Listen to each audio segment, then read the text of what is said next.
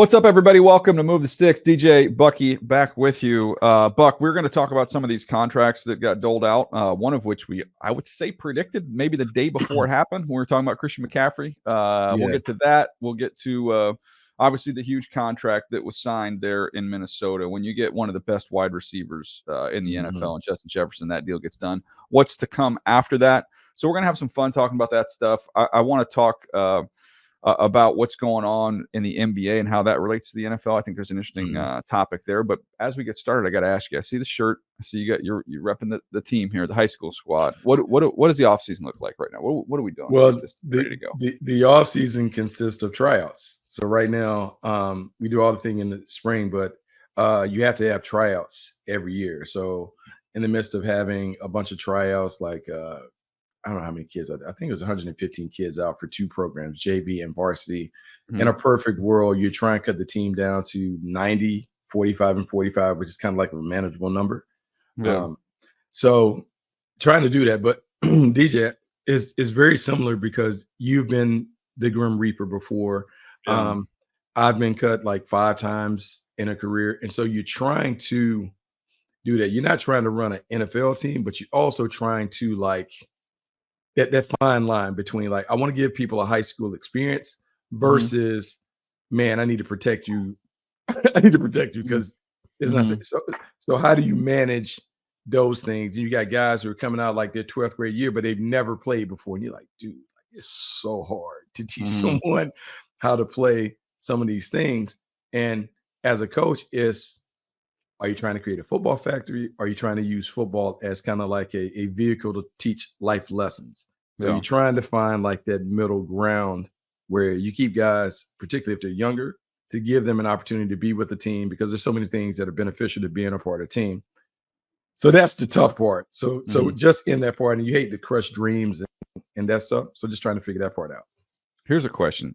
Could you like say for those 15, 20 kids, whatever, that aren't going to make it, aren't physically ready, maybe some of them young, some of them older, but is there a way where you could give them, when you meet with them or when you post a list or whatever, to say, create a menu for them and say, hey, this right now, you're not ready right now, but here's the list, here's the checklist for you, and if you can put in this work, do these things, get to this weight, whatever, like this is your time next year. And it may be even in the meantime, like, hey, we'd love to have you be around us. Like, so this year would be like, hey, you're kind of working in an equipment, Yeah. So I've thought about whatever. I've thought about that. I've even thought about having a quote unquote like plan D team or practice squad team, like a team that you let hang around, guys that you let hang around. They work out, they run with the team, they do everything, but you don't necessarily give them the pads. You let them do all of the other stuff, and you tell them if you can. It's a red shirt year. Right. If you can stick it out this year, then next year I'll make a promise that you'll make the team or whatever. So we've done some things there. The only challenge that you have with some of those things is much easier to do those things when they're younger as opposed to old. Yeah. Because what I found in the past, we would try and keep a junior or a senior around, and even though they hadn't played, they had an expectation that they were going to play in games, and they would get disappointed and then quit week 6. And you're like, would do, like, come on, there's a process. Whereas if you're a freshman or a sophomore, that'll give you 3 years to kind of develop and get into it. But look, man, it's a tricky thing. That's hard. Yeah, it's a tricky thing. And with the way high school participation is, I mean, you're trying to keep as many as you can because there's a natural attrition as you keep going up in ranks from JV to varsity, et cetera. Yeah. I remember gosh, it might have been like one of my kids, like junior high basketball or something. So they had like the A team, the B team, and then they just did like a developmental squad. So it's like, hey, you guys aren't going to play games, but we'll mix you in, as bodies in practice, and you guys can run with each other after practice, and do whatever you want to do. But like A team and B team are out playing other schools, other games. We want you to be a part of the program, but like you're not ready yet to be there at that level. And this was hard for some of them, hard to understand, but you're trying to do that. And it's not really a bad idea what you're talking about, like a developmental team, just having them around. Because if they're around, they'll pick up some things, and then they can lift. They can give themselves a better chance to be ready for, it's a full contact sport, to be ready to play and do those things. So you try and give grace. You're more lenient, I would say, on younger players because they have more time and more opportunities to develop to eventually maybe even play in a game. Yeah, no, I'm always fascinated by that. It's a tricky way to navigate it because you're trying to do the best for the team. You want to win games. You want to help the program out right now. But they're kids, so you're trying to, balance that. You don't want to crush anybody's dream. You want to help develop them as people. But So at some point in time, you got to have a cutoff line. So last year with the team, I did the exercise John Gordon kind of taught us, like highlight hero hardship. Yeah. DJ, I can't tell you how many times like you hear a kid say the highlight was making the team because everyone told them they would never make it. And so it just kind of puts things in perspective. Like, man, we're talking about high school ball. Like, so just like, we're not talking about winning championships. Like, let's make sure we all got into high school athletics for that part of it. So you're trying to keep that in mind because it is a launching point for what they're going to do successfully after high school if they have an opportunity to play and participate, maybe learn some lessons along the way. Yeah, no, it's interesting, man. It's there's nobody have a bigger impact on young kids than coaches. So it's a cool thing. It's a big responsibility, and then it's not easy. If you've had anybody that's listened and that's had kids go through it, you've seen it. It's not easy trying to figure out the way to do right by the team and the program as well as a way to do right by the kid. It's that can be a little bit complex and a little bit challenging, but I'm excited to see how your squad looks. How do we feel early on in this thing, Buck? How do we feel about it? DJ, I think we only have like 5 or 6 seniors, so we're super duper young. But like we're undergoing a change when it comes to that. But I feel good about the kids that are in the program. It's one of those things where like let's just kind of chop wood and see what it looks like at the end. But I'm optimistic that they're kind of figured out and we'll be okay by the end of the year. All right, Buck, let's jump in here and talk about these extensions. We talked about it a little bit the other day with Justin Jefferson and his deal getting done, but I don't know that we've talked about what's coming up next. When word comes out that CeeDee Lamb's not going to be at minicamp, Brandon Aiyuk, same thing, right? So you've got those two guys. Then you've got Jamar Chase looming as well. So I guess my question would be, the way the CBA is set up, these guys are all going to be there once the season comes around. Once we get to training camp, it's too punitive for them not to be there. But of any of these guys, do you see any of these not getting done? It's interesting. I would expect CeeDee Lamb to get done. The Brandon Aiyuk thing is just interesting in terms of I feel like they have so many things going on at one time. We talked about Christian McCaffrey. They get Christian McCaffrey done. Didn't even know that was kind of top of mind. Christian McCaffrey gets new money, $19 million annually, and you have Brandon Aiyuk, who's been pining for money since the end of the Super Bowl ended. He has been talking about getting a new deal and those things. And just given the fact that they drafted Ricky Pearsall, it appears that maybe the Niners are going to play a little bit of the long game, kind of let this get to the 5th-year option, let them play on that, or try and get them to play on that while they kind of figure it out. But I think he is the one that is a little more complex. I think CeeDee Lamb will get done, but by the time we get to training camp, I feel like they'll find that middle ground where they can come to a deal that satisfies both parties. Brandon Aiyuk is the one that I'm a little more worried about because if he does sign a deal or if he does play on the 5th-year tab, which he has to because it's punitive, he has to show up and play. Yeah. It then becomes, and I think our former colleague Mike Silver said it best, if he plays on the 5th-year option, it is a Hunger Games battle between him and Debo to figure out who's going to be the last receiver remaining because they can't carry both of them. Somebody has to go if that plays out.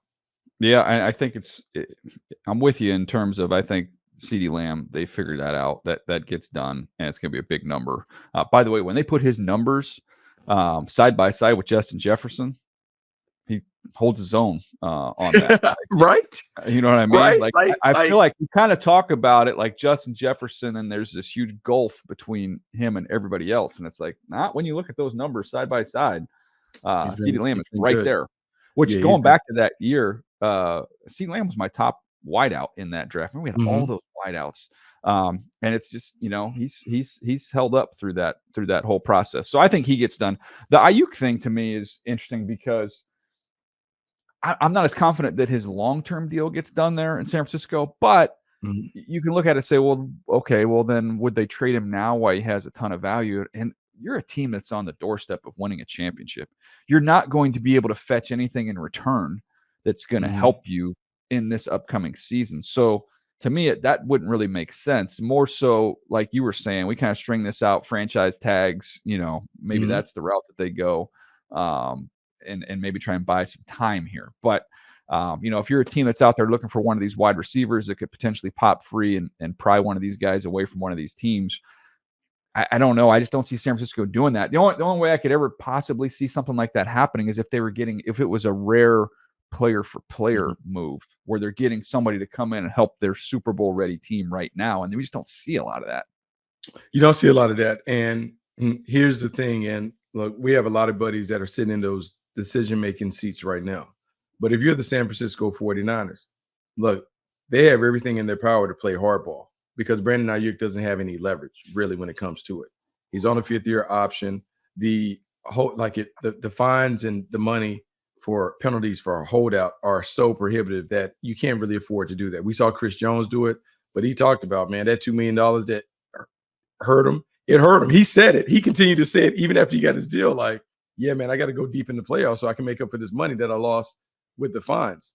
Brandon Aiyuk has to do the same. So the Niners know, no matter what, he has to play for them this year. Like, that has to be a thing. You don't like to take that course of action, but he's going to be a Niner for 2024 unless they trade him. The issue becomes, how do you navigate that when you have Super Bowl aspirations? You have Brandon Aiyuk and Deebo Samuel, who already are going to be in a very competitive situation because they know someone has to go. It's a lot to manage when you talk about just a fragile nature of chemistry within the locker room. Yeah, no doubt. It's not easy. You got to figure that thing out. But I do think you're going to get a very hungry, motivated Brandon Aiyuk, which might not be a bad thing when that's all said and done. When we get to the McCaffrey deal, we had talked about it. I believe it really was the day before this contract happened on our last pod about, hey, these running backs, he's different. I'd be comfortable paying him, but let's go maybe 2 years at a time. And lo and behold, it's a 2-year, $38 million extension, $19 million a year. He's under contract now through 27. He'll be 31 at that point in time. So he'll be the highest paid running back for 5 years, 5 straight years. But he's different. I think there's sometimes you got to make exceptions. Guys that warrant that. He was one. I think we're on the same page there. Yeah, I think we're on the same page. You and I have had the conversation about the running back position, and we have talked about how the running back that you're willing to pay is the one that has an opportunity to age gracefully, meaning he has the ability to do more than just tote the ball between the tackles. He has to be a guy that can be a factor as a wide receiver. He can play the role of being maybe a third down back and those things. When I look at Christian McCaffrey, I don't know if there's a better playmaker out of the backfield than him, not only as a runner, but as a receiver. And as he gets up in age and as they're beginning to look at how can they best preserve him, maybe he becomes more of a factor as the receiver out of the backfield as opposed to the runner. We talk about the touch count. Maybe it goes from being 17 rushes and 4 or 5 receptions to maybe it's 13 rushes with 8 or 9 receptions to get the scrimmage yards value that will allow him to be productive and impactful while not taking the totes and the wear and tear on his body. I'm interested to see, as there's talk about 18 games. Now we'll see. I think we both believe that'll eventually happen. Obviously not happening this year, but I'm curious with the 17 game schedule where we are, which is an incredibly long season, and you have a team that's gifted like the 49ers. So, man, it'd be hard for them not to make the postseason. As much talent as they have on that roster that John Lynch, Kyle Shanahan put together. I'm curious. We talk about closers in games. Like, hey, who do you have? Is it a pass rusher? Is it a running back? Is it a quarterback? Who can put the game away on ice when you got to lead and preserve it? I wonder if we're going to see season closers. In other words, like load management has been a big topic in the NBA, and we're going to get to the NBA in a moment. But a guy like Christian McCaffrey, to me, would be a prime example of, okay, we are going to manage him. We're going to get other backs involved. We're going to preserve him. And then once we get to December, and it's go time to put the pedal down and get ready and go into the postseason, we'll ramp him up and we'll be ready to go. But I almost wonder if some of that load management with a guy like this. And I'm sure there's other players similarly. Like another great example would be Derrick Henry in Baltimore. If I'm Baltimore, I feel pretty good I'm going to be a playoff team. I want Derrick Henry to be fresh as a daisy as we get into December and get into the postseason. I love it. And DJ, when we think about it, I believe it has to be baked into the cake. I would give Christian McCaffrey, he would hate this. Hey man, this is a mandatory game off. Yeah. Like, hey, we're week. You played 6 games in a row. Week 7, you sitting down. Yeah. Now no one wants to say, hey, I'll pick a favorable opponent, like one that we view, because it's not like college where you can say, hey, this is a cupcake. We're pretty sure. But DJ, a game or two, I would sit him down if I could, just to make sure that, hey, he's fresh and ready to go. I don't want to do too much. We talked about all the stuff that they have with the GPS and all of the things that they have in terms of tracking, the body monitoring.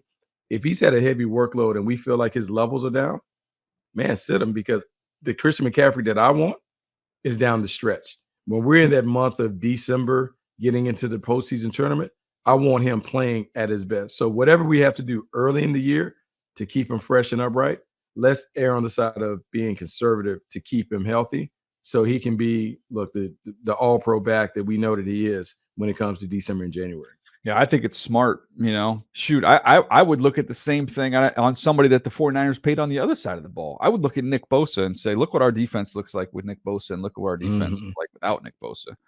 And that's the same thing. We're rolling right along. We're cruising. I've already got one bye week. I might bake in an extra bye week for a guy like that and say, hey, for sure, some issues, some injuries over the years. Hey, we're going to give you an extra bye week in here, and we'll roll other guys through, and we're going to have our horses ready when we come down the home stretch. Okay, I know Chip Kelly didn't really work out in the National Football League, but I think one of the things that he did, you remember we used to go watch those games up at Oregon. Man, you remember when he used to do the hockey line shift? Oh, yeah, like in and out. I mean, they put the entire second team in, right? Didn't he put the entire second team in on defense? And you'd be like, who is doing this in college? But DJ, just think about that part of it. If you can say, hey, man, no matter what, coaches, y'all got to get ready. We're going to play these backups.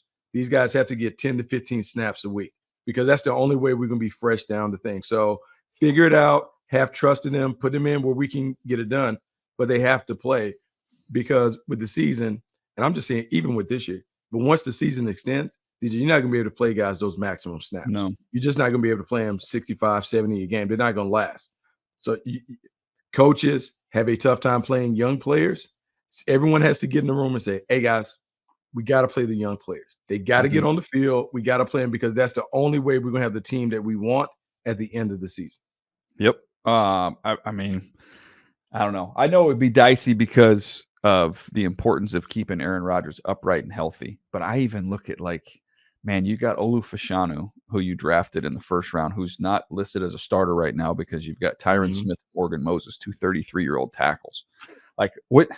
Wouldn't you be tempted at some point in time in the middle of the season and be like, hey, Tyron, we get this extra bye week for you, man. We're going to put the rookie in there, and he's going to go and give us a game here. He's playing.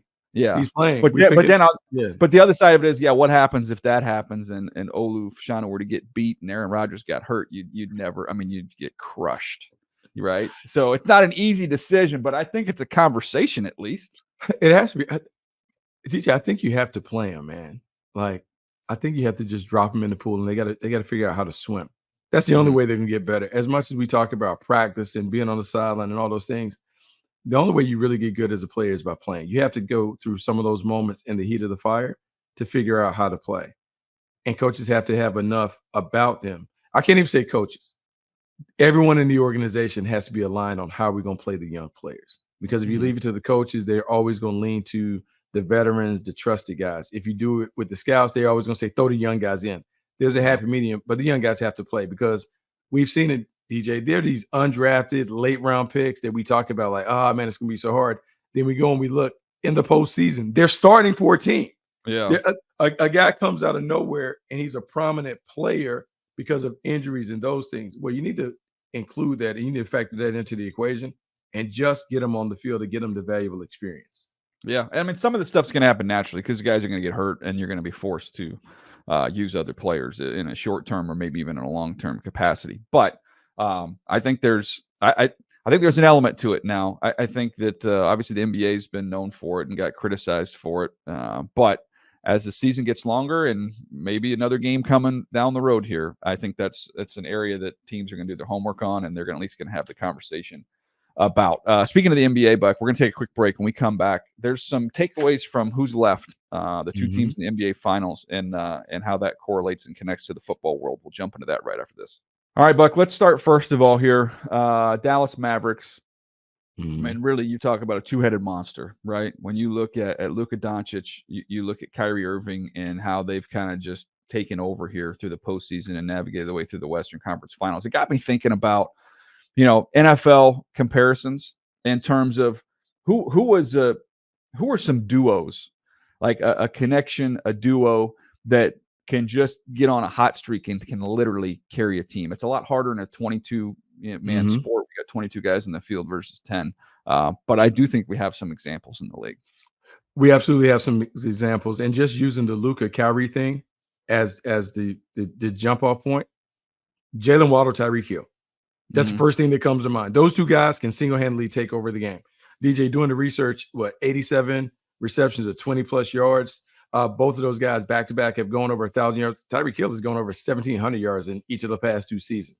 When you think about Tua Tagovailoa, just give them the ball and get out of the way.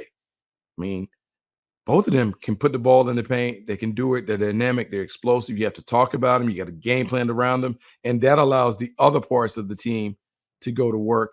And it doesn't mean that the other parts and pieces around Luka and Kyrie aren't talented, but everyone eats off of their success. To me, when I look at the Dolphins and how Waddle and Hill kind of set the table for everybody else, to me, they're the NFL's version of Luka and Kyrie. That's a great comparison. It's interesting to look at it. You can look at it from just two weapons, right? Two skill guys offensively, or you can throw the quarterback in the mix, which is a little bit tricky. But I'll give you three examples of quarterbacks in the mix where I think that a pairing can take over a game. I think the number one is obviously the team that's the reigning champs. With Mahomes and Kelsey, again, when everybody in the stadium knows those two guys are going to be connected and they can't stop it. That was one that came to mind. There's Joe Burrow and Jamar Chase. And I love T. Higgins and I love some of the other pieces that they have there, but that's one of those ones when Burrow's healthy and Chase is rolling, like they can put you away. Like they can go up against teams, talented teams, and those two guys can put you away. And then the third one would be one that we referenced a little bit earlier when we're talking about Derrick Henry. But I'm curious to see at the end of games this year, 4-minute offense, when you've got reads with Lamar Jackson capable of pulling the ball, or you're going to hand it off to the biggest monster we have in this league in Derrick Henry. I think that duo, provided they keep Derrick Henry fresh and healthy, I think that duo can take over games the way you see Luka and Kyrie take over games late in the fourth quarter. Yeah, because everyone talks about this, and football is very much like this as well. In basketball, the game is played one way for 3 quarters, but then in the fourth quarter, it is a completely different game, and the stars really heavily impact who wins or who loses in those moments. When I look at the way the Baltimore Ravens should be able to close games, Derrick Henry, Lamar Jackson, and those things, DJ, we can talk about the call sheet and the playbook and how they moved away from some of the Greg Roman stuff. I'm going to say this. If I'm Todd Monken, the back page of the play sheet should have some of those old concepts that the Baltimore Ravens used to run, that option stuff. And I'm only breaking that stuff out in the fourth quarter to just confound and confuse opponents who have to face them. The thought of dealing with a rushing champ the size of Derrick Henry and a quarterback, a 2-time MVP with the speed of Lamar Jackson, it is nightmare on Elm Street dealing with that. And so you're right. The two of those guys can close it out. They can finish it. They just have to make sure that they score enough early to be able to allow that to be a factor in terms of how they win games down the stretch. Yeah, I was trying to think, Buck, of a defensive, pairing, that we could throw into that mix. We talked about it maybe a few weeks ago about Christian Wilkins pairing up with Max Crosby could be that's a dangerous group to put next to each other. We've got some of these other elite players. Who would you have? I think I would say this, and I know a lot of people talk about them, the New York Jets, and I would say Quinnen Williams and Sauce Gardner. Yep. Because with them, they have the pass rusher and they have the premier playmaker on the end. Quinnen Williams being able to be a sack a week producer, someone that can get after it and really disrupt the timing of the passing game. And then Sauce Gardner being able to shut down one half of the field. It is a unique thing, particularly when we talk about wide receivers and how the market is shifting. It is a unique thing to have an elite playmaker, a shutdown corner, and an elite pass rusher. You have both of those things, you can get a lot done in this football league. Yeah. Yeah. One thing on Sauce, and I love Sauce. I love him as a player. I love everything that he's about, everything he brings to the Jets.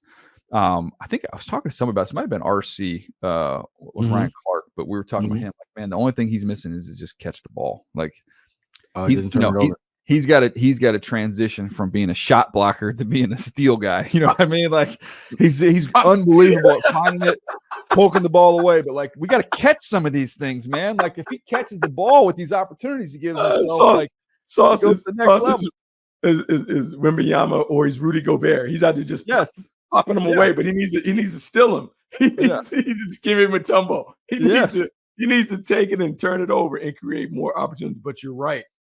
There's a value in taking the ball away. A couple of years ago, I mean, look, you talk about the Cowboys back-to-back years. They had Trayvon Diggs who had a bunch of interceptions, and DeRon Bland.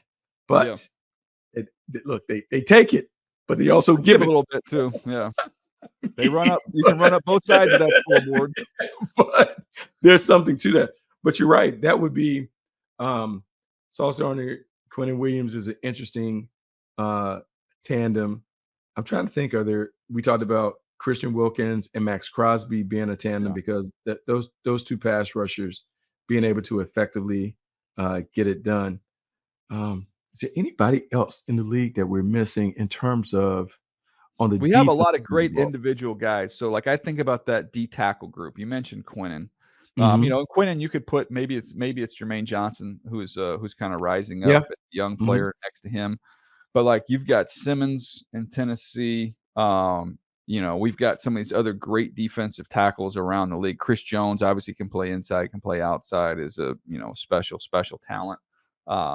So there's those guys. It's just a matter of who do they pair up with. Then we've got you've got Watt and you've got Myles Garrett, but like who is their running mate there that's at their level? I mean, I think those guys are so special, and they've got some good players around them. But I don't know if they have anybody that's kind of at their equal. Because I look at when I'm watching the NBA playoffs, I don't discern between Kyrie and Luka. Like I think either one of those guys can take the game over. It's whoever's turn it is. I'm gonna say this, and Kyrie has certainly undergone kind of like the hero villain storybook arc in those things. But I will say this, DJ, like just the scout in me when you watch someone, when you watch someone that's as skilled as they are, like Luka's he's a different animal. He can get a shot from whatever. I love the competitiveness that he brings, and I'm okay with him talking and all that. Like that gets him going. But in terms of Kyrie's ability to finish with his right or left hand, his ball handling, the way that he can get a shot whenever he wants, and the way that I would say other NBA players revere his skill set, to me, that is when you're like, wow, this dude is unbelievable. DJ, the way he spins the ball off the glass, and I would say in unorthodox manner where he uses the English. Yeah. He's unbelievable. I wish we could have that conversation about like, well, who is the Kyrie? Who is the guy that has a unique? You know who he reminds me of as a football player is before he went crazy, Antonio Brown. Because Antonio Brown used to just cook people as a route runner. And that's what's unfortunate about him. You talk about a guy that's a Hall of Fame player. Now, I don't know if he's getting the Hall of Fame, but like there was a 6-year run where he was the most dominant wide receiver. Turn people inside out. Like man, he could Kyrie does the same thing. Unbelievable energy. That's another thing that we've talked about, the great players and their conditioning and stamina, and how they don't get tired. AB didn't get tired like that. I look at Kyrie and those guys, they can play all day and play at a high level all day. It's something because I felt like we went through a phase where teams had multiple dominant players on a front line. Like you saw teams that had tandems, pass rushing tandems. It's funny now that we're talking about it and we can't name who's Myles Garrett's playmate, because you would think that Myles Garrett would have a playmate. Denzel Ward is good, but he's too hurt to be the playmate that we talk in that category. But it's interesting when you think about the star power. Yeah, no, it's fun. It's fun. But let's talk about the other side. Yeah, go let's to the talk other side. about let's talk about the Boston Celtics. And it's funny because we'll wax poetic over Dallas and what they have, but you look at Boston, their team that has 2 stars in Jason Tatum and Jaylen Brown. But man, they just attack you in waves. And we haven't even seen Christian Porzingis come off the bench, but just Drew Holiday and the guys that they bring in, the developmental guy that they brought up, Derek White, and all of those guys. Who are the teams that kind of overwhelm you in waves like that, where it's not just, I would say, the stars, but it's the collective that you have to always worry about because they just wear you out over time? Yeah, it's interesting. I think about a team like the 49ers would be the one that would come to mind of just talent, depth. They can suffocate you a little bit when they're rolling, when they've got it going on the defensive side of the ball, when they're healthy and have all their horses out there. And then it's just who do you zero in on, because they have different guys who can be the number one option. Then you see that on offense with all the different weapons that they throw at you. It's funny because it's like that. Another team that I believe can be like that. Maybe not defensively, but offensively. If Jalen Hurts plays up the stump, the Philadelphia Yep. Eagles are going to be a team like that. The Yep. combination of A.J. Brown, Devonta Smith, Saquon Barkley, Jalen Hurts, and I'll even throw Dallas Goedert in there, they can wear you out in layers. They have multiple options. They can play multiple styles. They have the ability to play with force or finesse, meaning they can run with Saquon Barkley. They can do the tush push with Jalen Hurts. They have the finesse in A.J. Brown and Devonta Smith being able to have the aerial circus. They can do a lot. The thing that you worry about the Eagles are, can they get their mind right? Can they mentally be at a place where they're emotionally mature enough to tap into and maximize all the talent? But on paper, look, man, this team is as much fear as the Miami Dolphins create with Waddle and Hill. The same can be said for the Philadelphia Eagles because you have to defend a unique offense with weapons galore on the perimeter. Yeah, I would also add in maybe even Baltimore, just because like body type wise, Baltimore is just big and long. I think about Kyle Hamilton out there. You think about Marlon Humphrey, Yeah. like the body types that they kind of have. Adafe Owe, they had Clowney, going with them previously. Like they've always kind of had an affinity for that type of player. Offensive line wise, they're big. Obviously, we mentioned Derrick Henry in the backfield now. They've just kind of always had that kind of long, rangy type guy. And I'm gonna give you another one, and I will say that I am saying this betting on the come, not betting on where they are now, but the flashes that the Green Bay Packers offense displayed with all of the young wide receivers taking turns sharing the number one role. When you factor that in with Jordan Love and Josh Jacobs, they have the potential to be one of those teams that we talk about, like the Boston Celtics. Not necessarily this year, but as these guys continue to develop, you got 2 stars, and I'm saying it's Jordan Love and Josh Jacobs, but then you got these other young guys that can grow to fill those prominent roles. I would keep an eye on the Green Bay Packers in that vein, and I think maybe you could say the same thing about the Detroit Lions doing it because they do it in a different fashion, but they just kind of beat you up and wear you down over time.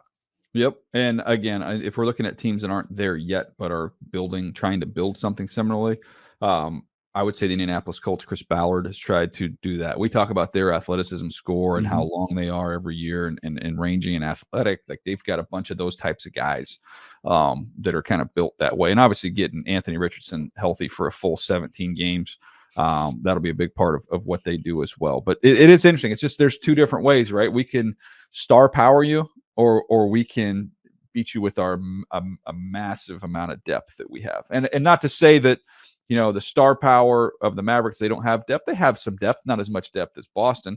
And not to say Boston doesn't have star power. They have some star guys. I don't know that they're the same as the top 2 star guys there in Dallas. So it's not just one or the other. But I think if you were going to look at those and say, we can look around the NFL and say, okay, these are some top heavy teams and these are some of the deeper teams. And there's, there's more than one way to do it.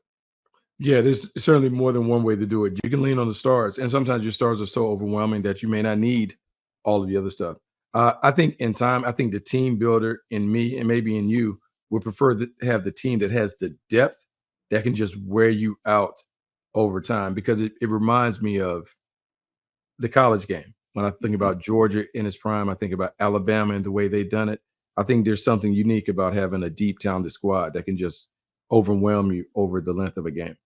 Last example. I thought of this one for Dallas, and then we can get out of here. But you know who the closest thing is, and that they're not together anymore, but was the Rams Super Bowl. Now, obviously, a lot of great players, but that was Stafford and Aaron Donald. They Oh yeah, they took it over. yeah. Took it over and ran. I mean, Stafford And put them away, put Tampa away, come from behind. Think about the Super Bowl. Aaron Donald finished that game. Like those were the two. That's probably the closest thing that we have. One. DJ, that's a really good one. We've already talked about Kansas City and Travis Kelce, whatever. Sometimes you could throw that out with Chris Jones, but you're right. That Matthew Stafford, Aaron Donald thing, in a perfect world, when you're talking about building your team, you would like to say, "Oh, I'm depth or whatever," but then at some point you'd be like, "Hey, Matt, just take the game over and just finish it." Yeah. Well, what about Mahomes and Chris Jones too? If we wanted, so that's because they've done it. Yeah, they could do it, but yeah, like at the end of the day, man, your stars have to be stars, and they have to be able to kind of finish it out. You would love to see Buffalo develop someone on the other side of the ball that can be to Josh Allen what Aaron Donald was to Matthew Stafford. Yeah, and what Chris Jones is to Patrick Mahomes. We stumbled on that late. That's for another day. But that would be interesting if you're listening to this, hit us up on Twitter. Like, what are like the best combination of quarterback on offense, closer on defense? So I got this one. I can't remember. Maybe I got it from another pod. So I don't want to say that it's an original thought. I think it was head coach, best offensive player, best defensive player. That might have come from the GM shuffle, but it was those three things. Yeah, like which teams, who has the trio, head coach, offensive player, defensive player. I think that's a Mike Lombardi thing. I think they were talking about that on the pod I was listening. So I don't want to say that that's my original thought. I want to give credit to where I heard it from, but I do think it's a fascinating idea. That's almost like manager, starting pitcher, closer, right? Like it's because you got your coach, you got your offensive player is going to run up the lead, and you got the defensive player that's going to put the game close away. it out. Yeah, that's a fun one. That's a good topic. We got a lot of offseason left. We got a lot of offseason. We can talk about it. All right, that's going to do it for us today. Anything else you want to add before we get out of here, Buck? That was fun, man. I like having these discussions. It was fun. All right, good stuff, man. Hope you guys have enjoyed this one. We'll be back next week with a couple fresh pods for you. We'll see you then right here on Move the Sticks.